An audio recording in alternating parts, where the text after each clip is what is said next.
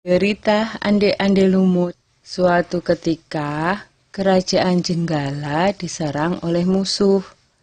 Ketika perang semakin sengit, permaisuri raja yang bernama Putri Dewi Sekartaji melarikan diri dan bersembunyi ke sebuah desa yang jauh dari Jenggala.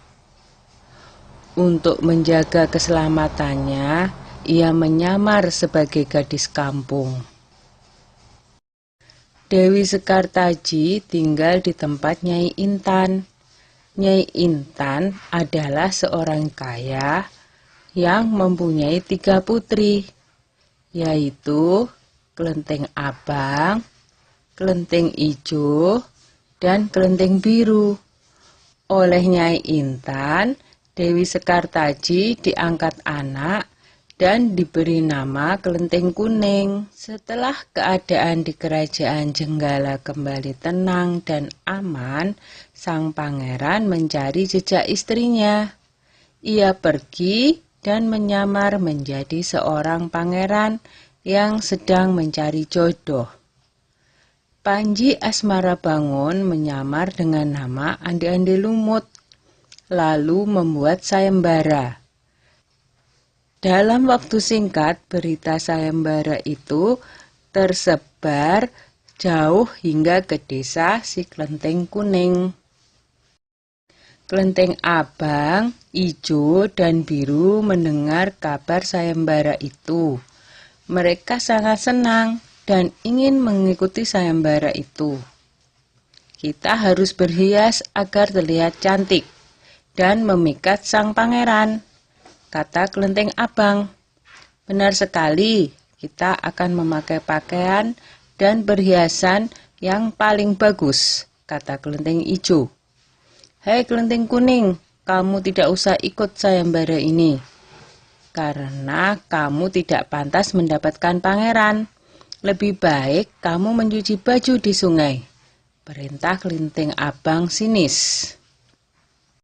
Ketika Kelenteng Kuning sedang mencuci di sungai, tiba-tiba seekor burung bangau datang menghampirinya.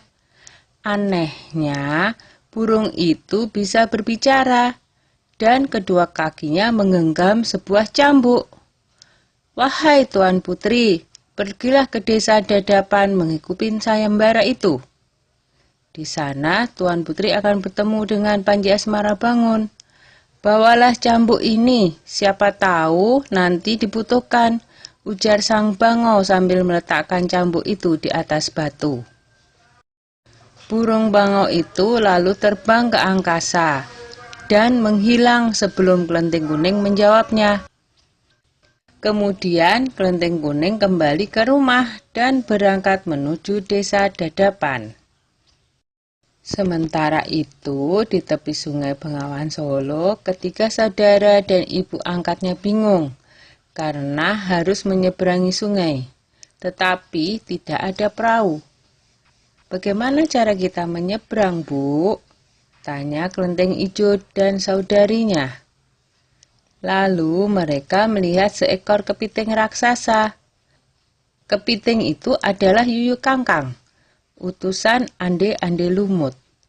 Dia diutus menguji para peserta sayembara yang melewati sungai tersebut. Hai kepiting raksasa, maukah kau membantu kami menyeberang sungai? Pinta Kelenteng Abang. Yuyu Kangkang tertawa lebar.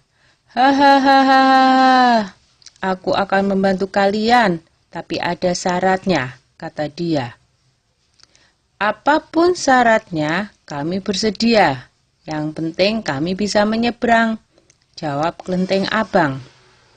Kalian harus menciumku, kata Yuyu Kangkang. Dan mereka pun bersedia memenuhi syarat si Yuyu Kangkang. Kelenteng Kuning tiba di pinggir sungai. Yuyu Kangkang mengajukan syarat yang sama, tetapi Kelenteng Kuning menolak. Dia tak ingin mengkhianati suaminya. Berkali-kali Kelenteng Kuning memohon, tetapi Yuyu Kangkang tetap menolak. Akhirnya Kelenteng Kuning memukulkan cambuknya ke sungai, Dan seketika itu air sungai Bengawan Solo surut. Melihat itu, Yuyu Kangkang ketakutan dan segera menyeberangkan Kelenteng Kuning, bahkan mengantarnya sampai ke desa Dadapan. Sayembara pun dimulai. Secara bergiliran, Lenteng Abang dan adik-adiknya menunjukkan kecantikan mereka di hadapan ande-ande lumut. Namun, tak seorang pun di antara mereka yang dipilih oleh ande-ande lumut. Ampun pangeran, hamba mohon, terimalah salah satu putri hamba, iba Nyai Intan. Ande-ande lumut menjawab, wahai Nyai Intan, ketahuilah, aku tidak bisa memilih seorang pun dari putrimu, karena mereka telah mencium si Yuyu Kangkang. Sambil menunjuk Kelenteng Kuning, pangeran melanjutkan, aku memilih gadis ini karena dia telah lulus ujian, tidak mau mencium si Yuyu Kangkang. Nyai Intan dan ketiga putrinya baru sadar bahwa mereka ditolak oleh ande-ande lumut karena tidak lulus ujian. Kemudian ande-ande lumut membongkar penyamarannya dan mengatakan bahwa dia adalah Panji Asmara Bangun. Kelenteng Kuning sangat bahagia karena bertemu lagi dengan suaminya. Sudah ya cerita ande-ande lumutnya. Jumpa lagi.